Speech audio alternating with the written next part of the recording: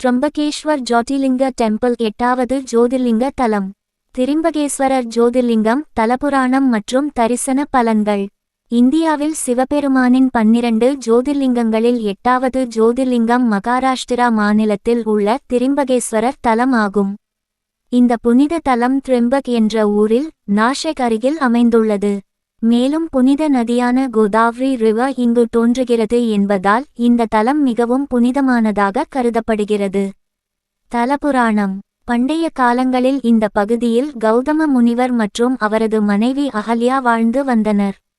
அவர்கள் மிகுந்த தர்மநெறி மற்றும் பக்தியுடன் வாழ்ந்தவர்கள். ஒரு காலத்தில் அந்த பகுதியில் கடுமையான வறட்சி ஏற்பட்டது. பல முனிவர்கள் உணவும் தண்ணீரும் இல்லாமல் துன்பப்பட்டனர். அந்த சமயத்தில் கௌதம முனிவர் கடும் தவம் செய்து சிவபெருமானின் அருளால் அந்த பகுதியில் மழை பெய்யச் செய்தார். அதனால் அங்கு பயிர்கள் செழித்து வளர்ந்தன. இதனால் பல முனிவர்கள் கௌதம முனிவரின் புகழை பார்த்து பொறாமை கொண்டனர்.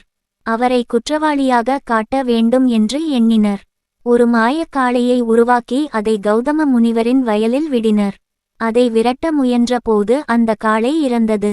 அதை பார்த்த மற்ற முனிவர்கள் கௌதம முனிவர் கோர்தியை பசுவை கொன்ற பாவம் செய்தார் என்று குற்றம் சாட்டினர். அதனால் அந்த பாவத்திலிருந்து விடுபட அவர் சிவபெருமானை கடுமையாக தவம் செய்து வேண்டினார். அவரது பக்தியால் மகிழ்ந்த சிவபெருமான் அங்கு ஜோதிர்லிங்கமாக வெளிப்பட்டார். மேலும் கௌதம முனிவரின் வேண்டுகோளின்படி கங்கை தேவி அங்கு வந்து நதியாக வெளிப்பட்டார். அதுவே இன்று கோதாவரி நதி என்று அழைக்கப்படுகிறது. அதன்பின் சிவபெருமான் அந்த தலத்தில் திரிம்பகேஸ்வரர் என அருள்பாலிக்கத் தொடங்கினார். கோவிலின் தனிச்சிறப்பு. இந்த தலம் பல்வேறு காரணங்களால் மிகவும் சிறப்புடையது. 1. 3 முகங்களுடன் உள்ள லிங்கம். இங்கு உள்ள சிவலிங்கம் சாதாரண லிங்கம் அல்ல.